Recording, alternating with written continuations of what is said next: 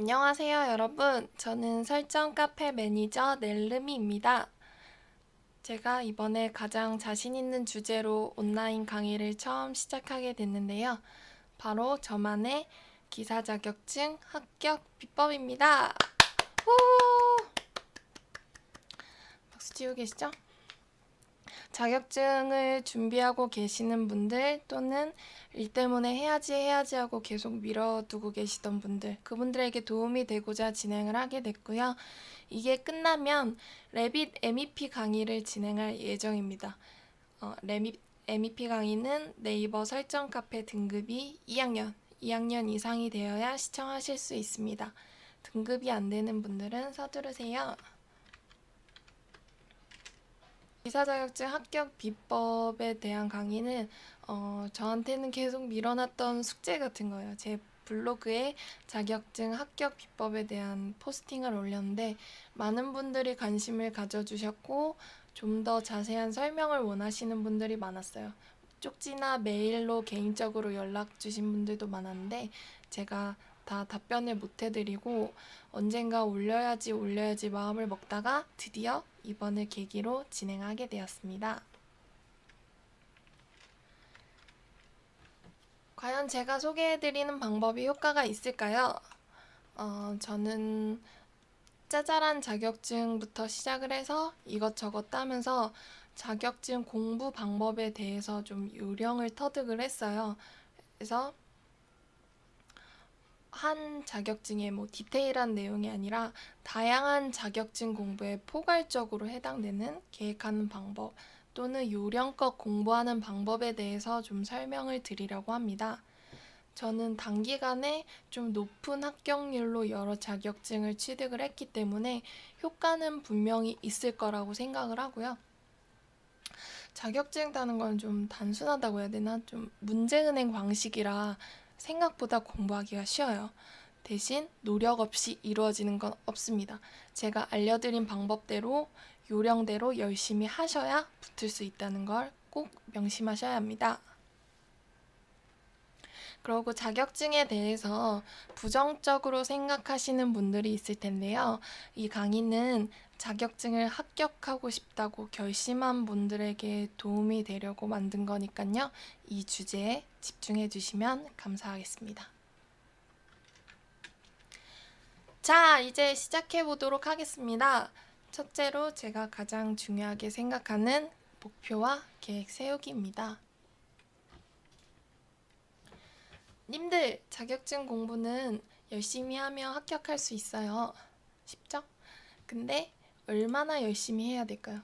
본인은 열심히 했다고 생각할 수 있는데 합격할 만큼에는 모자랄 수도 있고 또 반대로 넘칠 수도 있습니다. 모자라도 문제지만 넘쳐도 문제예요. 그만큼 나의 열정과 시간이 낭비되기 때문이에요. 자격증은 커트라인이 보통 60점인데요.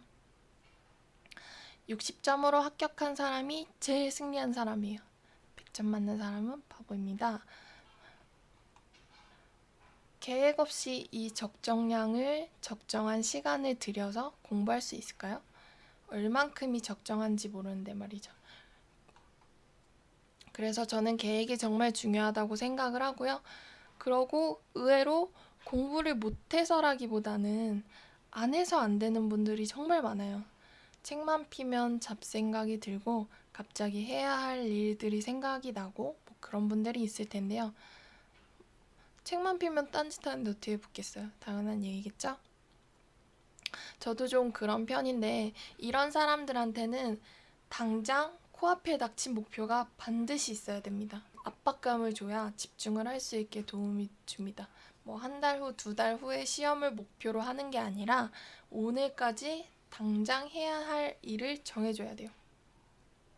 막연하게 공부하면 안 돼요. 그러면 실패할 확률이 높습니다.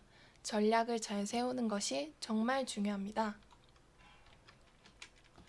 먼저 목표를 세워보도록 할까요? 목표는 전체 그림부터 그리고 세부적으로 쪼개 나가야 돼요. 일단 자격증 합격이 최종 목표겠죠? 네, 이 자격증 공부를 독학을 해서 할 건지 학원을 다닐 건지 아니면 인터넷 강의를 찾아볼 건지 이런 거를 본인의 공부 스타일에 맞게 계획을 하고요. 저는 독학을 해서 자격증을 다 땄어요. 그래서 자격증 책 3번 보기라는 목표를 설정을 하고 진행을 했었는데요. 목표를 지정을 하셨으면 어떤 내용을 공부하는지 파악을 해야겠죠? 그래서 공부할 분량을 설정을 해야 되는데 소방설비 기사, 기계, 필기를 예로 들어보도록 하겠습니다. 저는 앞에서 3번 보는 거를 목표라고 잡았는데요. 과목이 4개니까 한 번 볼 때마다 한 과목씩 해서 4개로 쪼개지겠죠. 그래서 3번을 보면 4과목씩 해서 총 12번의 분할이 생기게 됩니다. 그러면 이 말은 한 과목을 공부할 수 있는 시간이 전체 시간의 12분의 1이 되는 거예요. 그죠? 근데 이 과목이 꼭 실제 과목하고 일치할 필요는 없어요. 만약에 자기가 다른 과목보다 유체역학이 좀 자신이 없다. 그러면 그만큼의 시간을 더 할당하려면 그 과목을 2개나 3개로 쪼개도 돼요. 그래서 그만한 시간을 더 할당을 하시면 됩니다. 이제 분량을 설정을 하셨으면 기간을 지정을 해야겠죠. 일단 먼저 시험 일정을 보시면 일반인들이 볼 수 있는 기사 자격증 시험은 연간 3번 진행됩니다.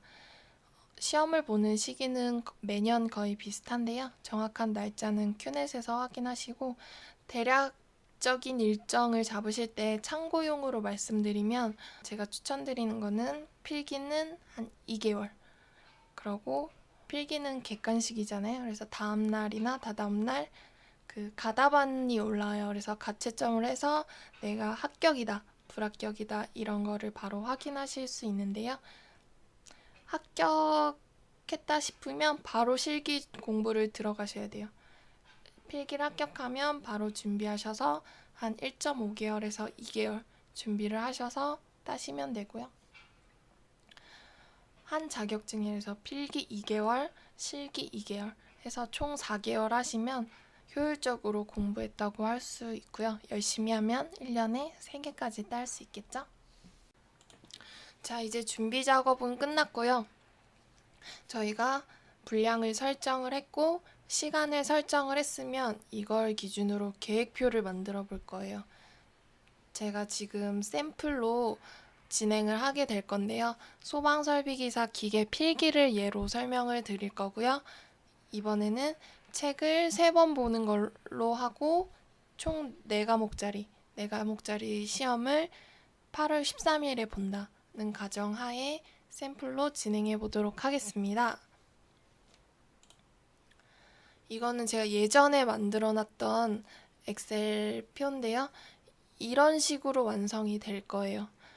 이거에 대해서 좀 질문을 하시는 분들이 정말 많았었는데요. 저랑 같이 만들어 보면서 이해를 하셨으면 하고요. 좀 내용이 어렵고 헷갈릴 수 있으니까 잘 따라오셔야 됩니다.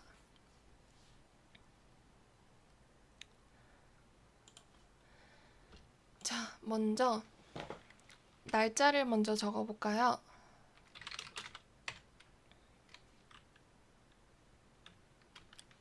오늘이 7월 10일이고요. 시험일이 8월 16일이었죠.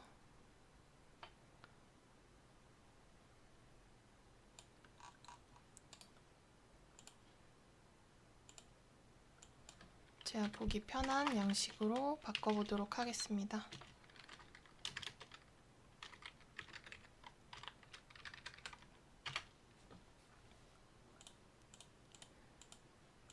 총 며칠일까요?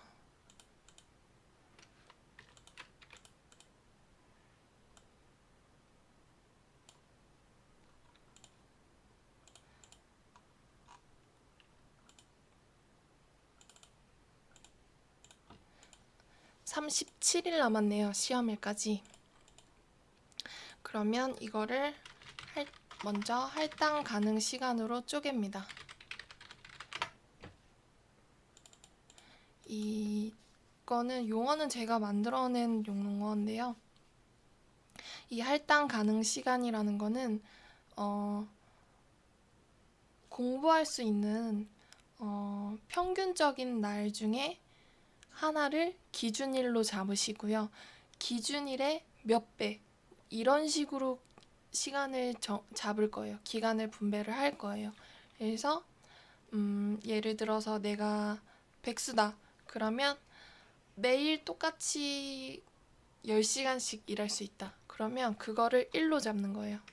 1로 잡고 하시면 되고, 이날은 내가 밤을 샐 거야. 그러면 2배를 잡으시면 되겠죠. 내가 평소보다 2배 정도의 공부를 할 수 있다 라는 의미에서 이렇게 시간을 분배를 한 거고요.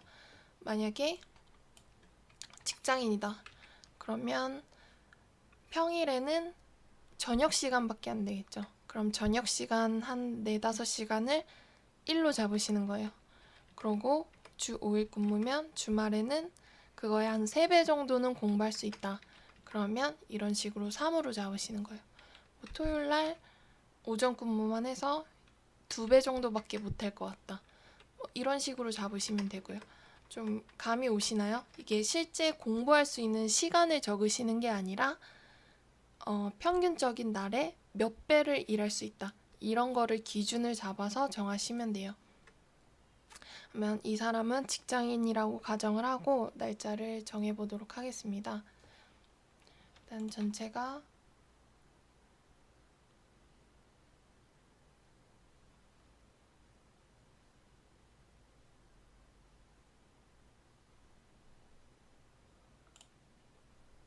13일이네요. 시험일이.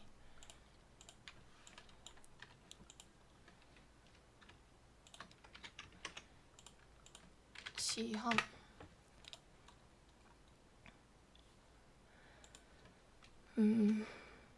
그러고 토요일엔 2배, 일요일엔 3배 이런 식으로 일할 수 있다.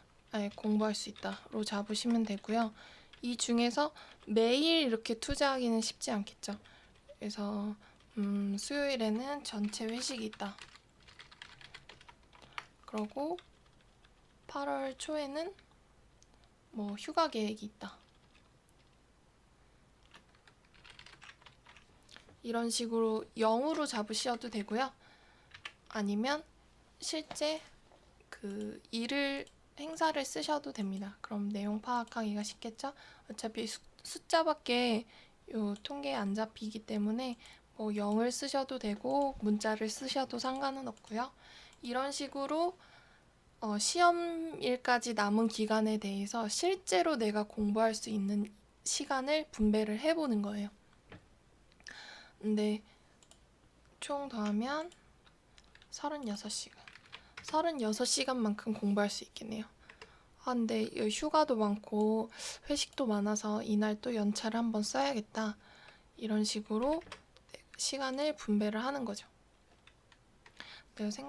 생각보다 공부할 시간이 적은 경우가 많아요. 저도 직장을 다니면서 해서 주말에 뭐 행사 있고 이날은 데이트를 좀 해야겠다.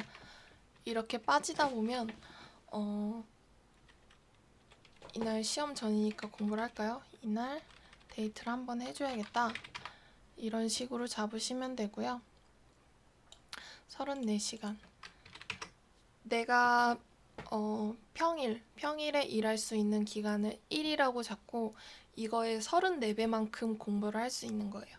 어느 정도인지 감이 오시나요? 이건 시간이 아니라 내가 공부할 수 있는 시간의 34배, 몇 배 이런 식으로 기간을 잡는 거고요. 그 다음에 3번 보는 게 목표라고 했죠. 그래서 회차를 3개로 나눠줄 거예요. 마찬가지로 과목으로도 나눠야겠죠? 그러면 1회 볼 때 한 과목에 얼마만큼의 시간이 투자가 되는지, 뭐 3번째 볼 때 이 과목에 얼마만큼의 시간이 투자가 되는지 이거를 눈으로 좀 확인을 하실 수가 있습니다. 그리고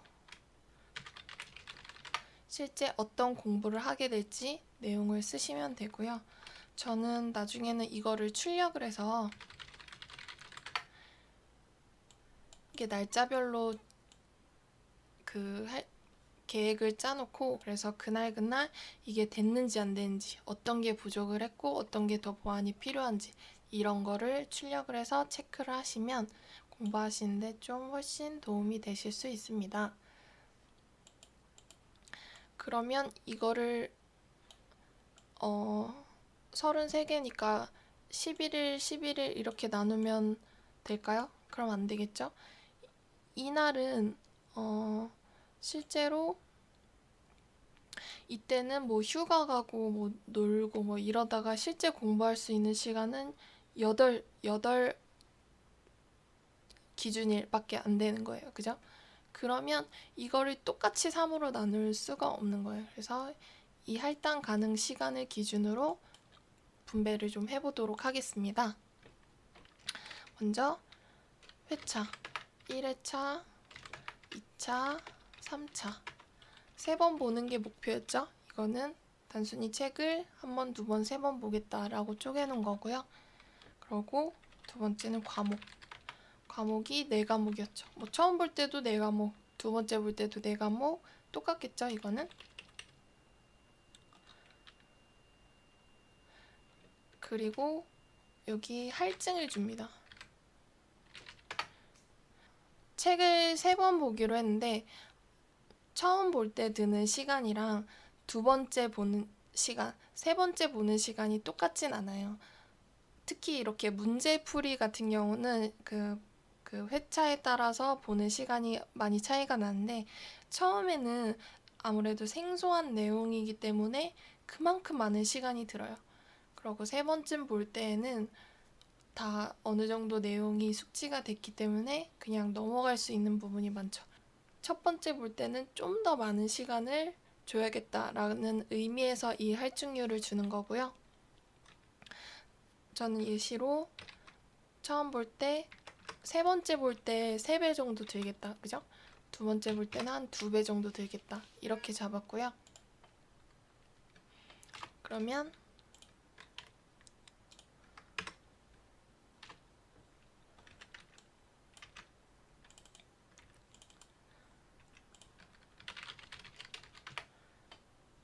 처음 볼 때는 12만큼의 그만큼의 기간을 투자를 해야 되고요. 8만큼의 두 번째 볼 때는 8만큼, 세 번째 볼 때는 4만큼의 시간을 투자를 하면 3번 정도 볼 수 있다고 가정을 한 겁니다.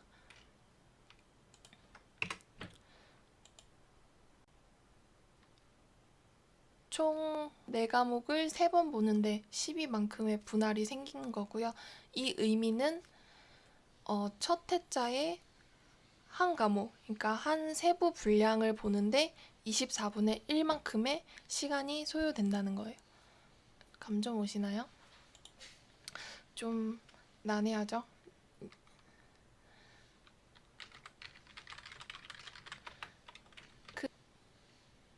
그 다음 순서는 뭐냐면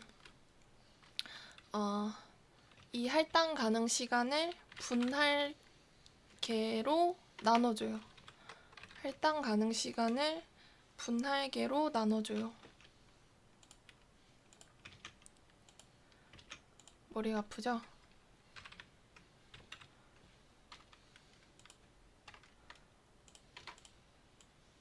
그러면 이 분할은 단순히 1회차에 한 과목을 봤을 때 24분의 1만큼이 들어간다는 거고, 이거를 제가 실제로 공부할 분량, 시간, 이거에 녹여줘야 돼요. 이걸 녹이는 걸 어떻게 녹이냐? 이거에서 할당 가능 시간을 분할계로 나눠주시면 됩니다. 이 말은 1.4 기준일마다 이 하나의 분할계를 끝내시면 돼요. 1.41의 기준 할당 시간마다 하나의 분할계를 끝내면 돼요. 그러면 1.41, 1.4로 대략 잡으시고요. 여기다 입력을 해보도록 하겠습니다. 좀 헷갈리시죠? 일단 한 번 볼 때 총 12개의 분할이 필요했었죠.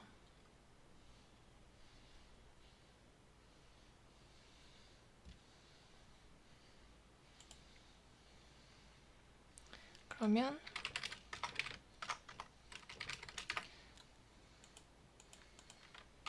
여기는 분할의 기간을 곱하면 17만큼을 1차에 할당을 해줘야 돼요. 17만큼을 1차에 할당을 해줘야 돼요. 그래서 17이면 이렇게 하면 17이네요. 1회차를 보는데 이만큼의 시간이 필요해요. 7월 23일이나 돼야 한 번 다 볼 수 있겠네요. 그러면 이건 1차. 두 번 볼 때는 마찬가지로 11일 정도가 소요가 되네요. 그러면 10일 딱 떨어지진 않죠. 일요일까지는 끝내야 돼요. 그러면 이게 2차. 그리고 세 번 볼 때는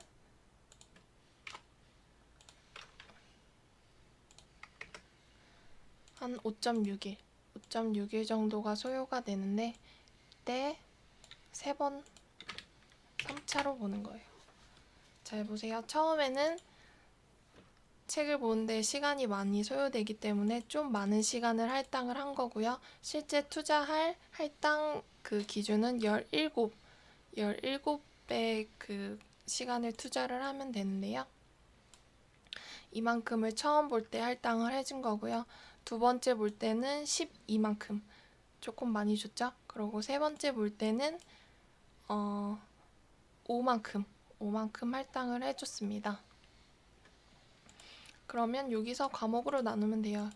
뭐 1차, 2차, 3차의 할증은 좋지만 과목별 그거는 1로 보겠습니다. 1로 봐서 이거를 4개로 나누면 되겠죠.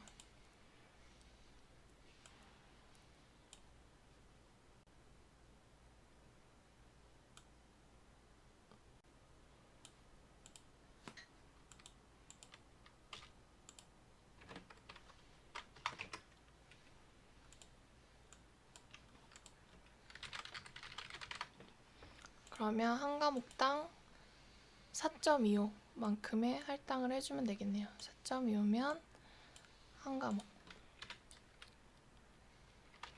두 번째 과목도 여기를 한 과목. 세 번째 볼 때도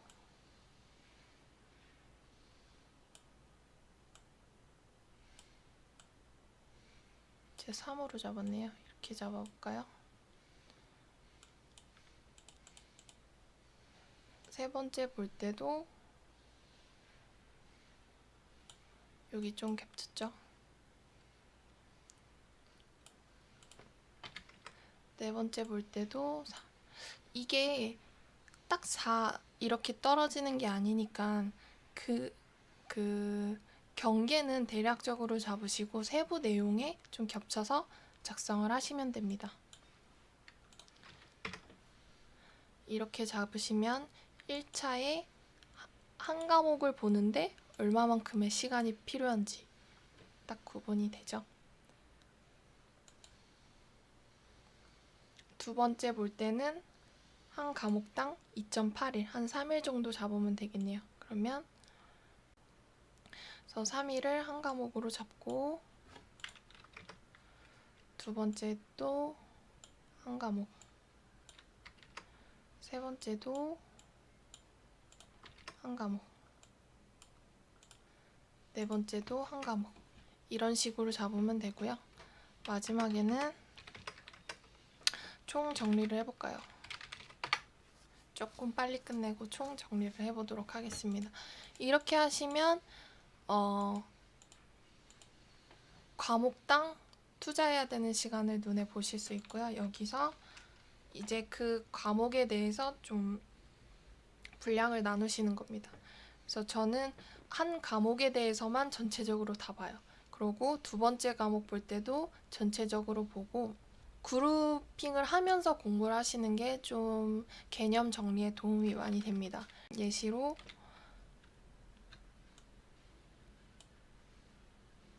다섯 할당 기간 4.25였죠. 4.25 할당계만큼 만약에 10년치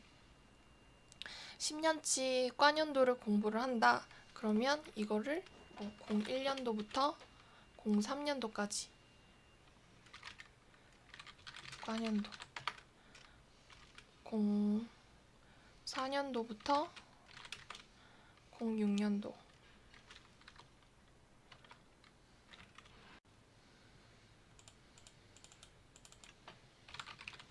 그러고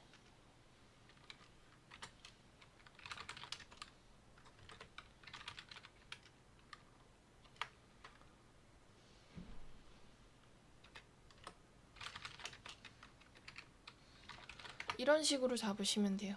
감이 오시나요? 이 세부 내용은 뭐 페이지를 하셔도 무방을 하고요. 뭐 강의 같은 경우는 몇 강까지 이렇게 하셔도 되고, 저처럼 몇 년도 과년도까지 이렇게 잡으셔도 되고요. 이건 대신 수치로 정확하게 볼 수 있는 내용을 적으셔야 돼요. 오늘은 뭐 많이 해야지 이렇게 잡으시면 안 되고요.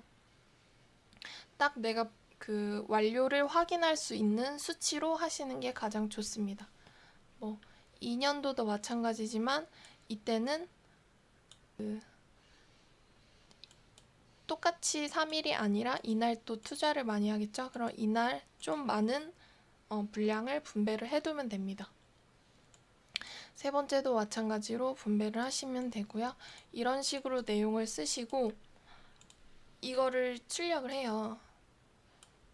출력을 하셔서 내가 7월 11일이 됐을 때 이거를 했는지, 7월 12일 때 했는지 체크를 하시고, 만약에 못했으면 그날까지 못한 거는 몰아서 하셔야 돼요. 어떻게든 이 계획표에 맞추려고 노력을 하셔야 돼요.